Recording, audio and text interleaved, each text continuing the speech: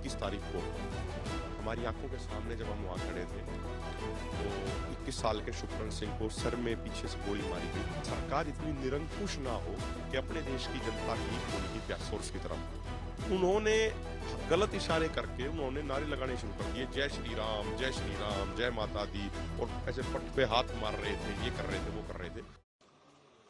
Khanauri border पर युवा किसान शुभकरण की मौत के बाद किसानों में गुस्सा और रोष है। इस पर और बातचीत करने के लिए मेरे साथ हैं किसान नेता अभिमन्यु कोहाड़। तो कोहाड़ साहब, पिछले 11 दिन से जो किसान हैं खनौरी बॉर्डर और शंभू बॉर्डर पर बैठे हैं, एक किसान की मौत भी हो गई है, तो क्या है हालात इस समय आंदोलन के?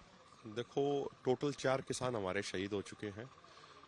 सबसे दुखद ये है कि 21 तारीख को हमारी आंखों के सामने जब हम वहाँ खड़े थे तो 21 साल के शुभकरण सिंह को सर में पीछे से गोली मारी गई। वो बैरिकेटिंग से कम 2.5 एकड़ दूर थे खेतों में।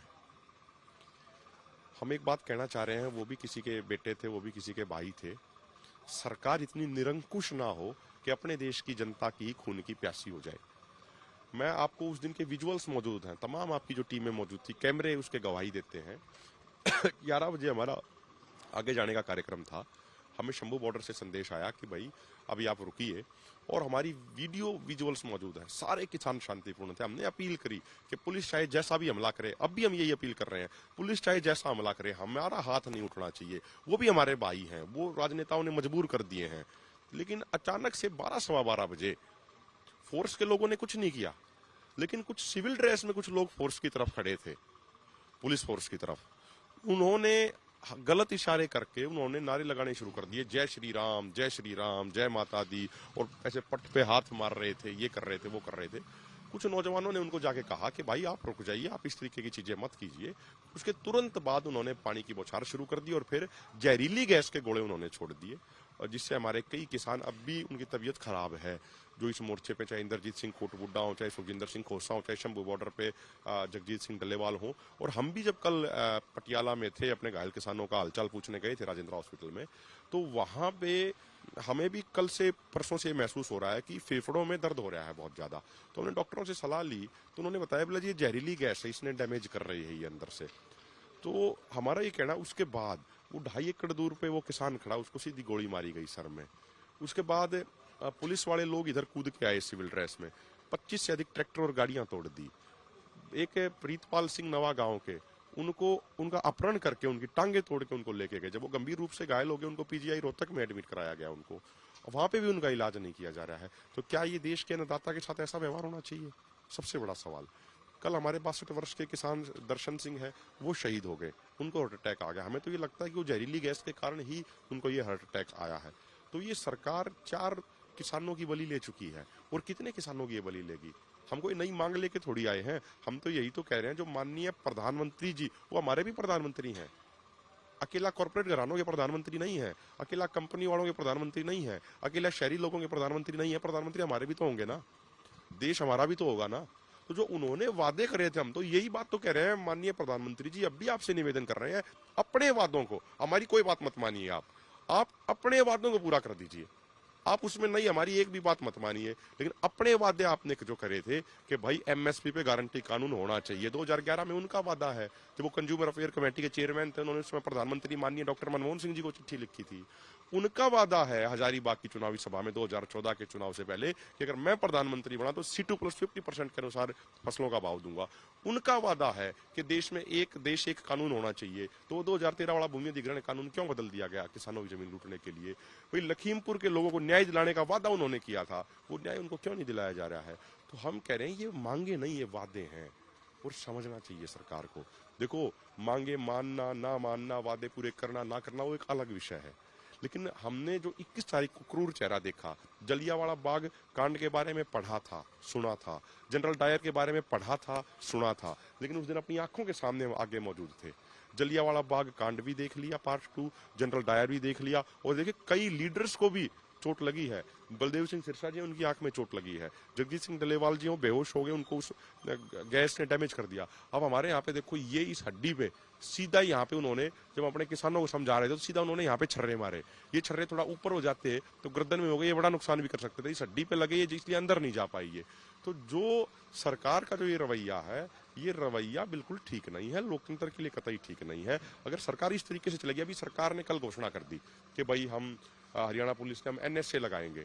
हम कह रहे हैं आप एनएसए चाहे 50 बार लगा लो, आपने झूठे मुकदमे, 2 झूठे मुकदमे बहुत किसानों के खिलाफ कर रखे, हमारे खिलाफ भी 2-307 के झूठे पर्चे कर रखे। हम कह रहे हैं आप 10 पर्चे और दर्ज कर लो, हम कह रहे हैं आप 20 पर्चे और दर्ज कर लो, लेकिन आप निहत्थे और निर्दोष किसानों को आप क्यों मार रहे हो, क्यों उनकी हत्या कर रहे हो? अगर आपको चैन मिलता है मारने से तो हमें ही गोली मार दो ना। हम यहाँ खड़े हैं, अभी यहाँ पे आगे हमें गोली मार दो अगर आपका उससे शांति आपको मिलती है तो।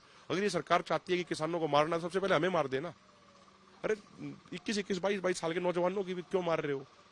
वो 2 बहनों का इकलौता भाई, उनकी माँ पहले देहांत हो चुका है, उनके पिताजी हैं, इकलौता अपने परिवार की उम्मीद था, उस बेटे को ले गई है इस दुनिया से, छीन लिया इस समाज से। तो ये चीजें ठीक नहीं है लोकतंत्र के लिए। अगर ये ऐसे चलता रहेगा तो इसके बहुत ज्यादा दुर्गामी परिणाम सामने आएंगे। कुहाड़ साहब, कहा यह भी जा रहा है कि शुभकरण के पार्थिव शरीर को यहाँ खनौरी बॉर्डर पर लाया जाएगा दर्शन के लिए। हाँ, उनका जो पार्थिव शरीर है वो खनौरी बॉर्डर पे आएगा पोस्टमार्टम के बाद। मेरी प्रार्थना है तमाम किसान भाइयों से, तमाम नौजवान भाइयों से, हम हर किसान भावुक है, 2 दिन से खाना भी नहीं बना है बहुत सारे तंबुओं में, उसको हम समझ सकते हैं भावना को, माहौल गमगीन है उसको भी हम समझ सकते हैं, लेकिन उस भावनात्मक माहौल के साथ, उस गमगीन माहौल के साथ हमें अपना होश भी रखना है। हो सकता है 21 तारीख की तरह सरकार कुछ आदमी भेज के लोगों को फिर भड़काने का प्रयास करे, हमें बिल्कुल भी किसी भी तरह के भड़काऊ उसमें नहीं आना है, शांति रखनी है।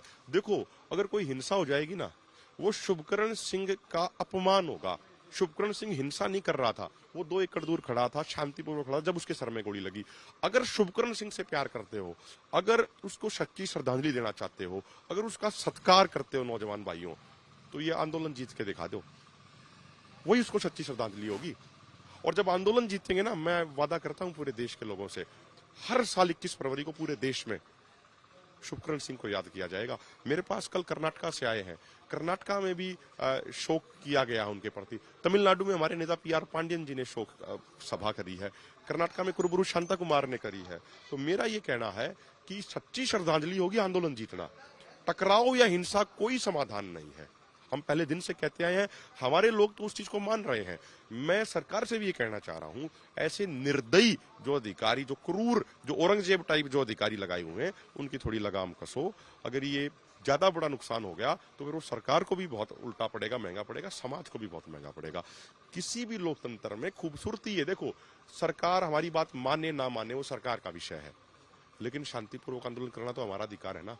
भाई, आप भी एक वरिष्ठ पत्रकार हो, मैं आपसे माध्यम से देश से पूछना चाह रहा हूं, भाई ऐसा हमारे देश का कौन सा कानून है जो ये इजाजत देता है कि पुलिस वाली साइड कुछ सिविल ड्रेस में गुंडे आके भड़काऊ नारे लगाएं और लोगों की गाड़ियां तोड़े, लोगों के सर फोड़े, सीधा फायर करें? ये कौन से कानून के कौन से अनुच्छेद में लिखा हो, मुझे ये बता दो।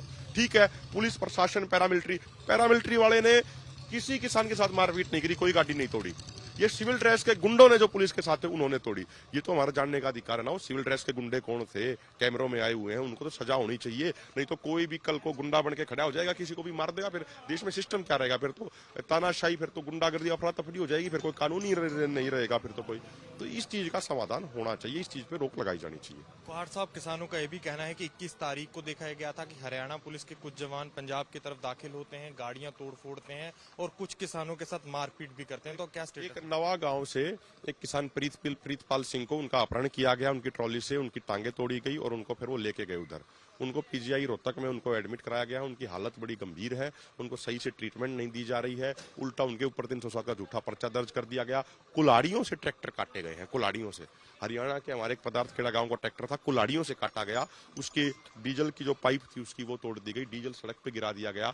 हमें ये लगता है उनकी मंशा ये थी, वो डीजल गिरा के वापस चले गए और वो गोले चला रहे थे लगातार। अगर उस डीजल पे कोई गोला पड़ जाता और वो बम बड़ा धमाका हो जाता तो शायद वो उल्टा उसको किसानों के ऊपर ही थोप देते, बहुत लोग मर सकते थे वहां पे। तो इस तरीके की कार्रवाइयों से सरकार को बचना चाहिए। और जो ये एनएसए लगाने की जो धमकी दे रहे हैं, कभी एनएसए लगाने का ऐलान कर देते हैं, कभी उसको वापस ले लेते हैं। मैं कह रहा हूं जो मर्जी आए वो कर लो, हमारे ऊपर जो करना है वो कर लो, लेकिन किसी माँ के बेटे को मत बिगाड़ो, उसकी हत्या मत करो, कम से कम इस बात का ध्यान रखो। अभिमन्यु भाई, इसी बीच हरियाणा पुलिस का भी ये आरोप है कि जो पंजाब की तरफ किसान थे उन्होंने पराली को आग लगाई, मिर्ची भी डाली, हाथ में डंडे और पत्थर लेके पथराव भी किया हरियाणा पुलिस की तरफ, जिससे तकरीबन 1 दर्जन हरियाणा पुलिस के जो जवान हैं वो घायल हैं। यहाँ पे सीसीटीवी कैमरे लगाए हुए हैं सरकार की तरफ से। मैं एक मांग कर रहा हूँ कि सरकार उन सीसीटीवी कैमरों को लाइव फुटेज दिखा दे। दूध का दूध पानी का पानी हो जाएगा। 21 तारीख की रात को पुलिस वाले 1 बजे रात को खेतों में आके टॉर्च लेके वो खोल ढूंढ रहे थे। जो हजारों 315 बोर के, 32 बोर के, 12 बोर के वीडियो है उसकी, वो क्या कर रहे थे रात को 1 बजे आके? उन्होंने फायर करे थे जब तो ढूंढ रहे थे। अगर फायर ना करे होते तो कौन ढूंढता उनको? क्यों आए थे वो रात को यहाँ पे? आप दिखाओ सीसीटीवी फुटेज। अगर सीसीटीवी फुटेज में कोई ये दिखा देता है कि हमारे किसी भाई ने किसी पुलिस वाले को लाठी मारी, या जैसा पुलिस कह रही है गंडासा मारा या कुछ भी किया, मैं कह रहा हूं मैं फांसी के फंदे पे झूलने को तैयार हूं। और बताओ, वीडियो दिखा दो, किसको गंडासा मारा, किसको लाठी मारी, किसको कराया, दिखा तो दो एक बार। और जहां तक बात रही मिर्ची डालने की, वहां पे अभी चलो खेत में फोरेंसिक जांच कर लो। अगर मिर्ची होगी तो वो भी तो सामने आ जाएगी ना, जांच कर लो, क्या दिक्कत है? लेकिन जुबान के आगे खुला मैदान है इनके, कुछ भी कह लो। सरकार इनकी, राज इनका, सिस्टम इनका, जो चाहते हैं वो ये कह देते हैं। ये तो इस तरीके से नहीं चलने वाला। कुछ भी ये कर लें, कुछ भी करने का प्रयास कर लें, उससे कोई चीज नहीं होगी। इसी बीच देखा जा रहा है कि पंजाब सरकार ने 1 करोड़ का मुआवजा और एक सरकारी नौकरी भी दी है युवा किसान को, तो क्या कहना चाहेंगे इसको? देखिए, सबसे महत्वपूर्ण बात यह है उस परिवार को इंसाफ मिलना चाहिए। दोषी अधिकारी जो हैं, कर्मचारी हैं जो हरियाणा के, उनके ऊपर एफआईआर दर्ज होकर उन पर कार्रवाई होनी चाहिए। मुआवजा और नौकरी पे सहमति बन गई है, लेकिन वो मामला अभी पेंडिंग है। उसके बाद ही उनका पोस्टमार्टम होगा और उनका पार्थिव शरीर यहाँ लाया जाएगा। तो ये थे मेरे साथ किसान नेता अभिमन्यु कहाड़, जिन्होंने हमें बताया कि जो युवा किसान 21 तारीख को देखा गया था, जिसकी मौत हुई थी, उसके पार्थिव शरीर को यहाँ खनौरी बॉर्डर पर लाया जाएगा, दर्शन के लिए रखा जाएगा। और साथ ही साथ जो हरियाणा पुलिस ने किसानों पर आरोप लगाए हैं और किसानों ने जो हरियाणा पुलिस पर आरोप लगाए हैं उस पर भी बातचीत की। कैमरामैन मृदु मोहन के साथ अनमोल नाथ बाली की खनौरी बॉर्डर से रिपोर्ट।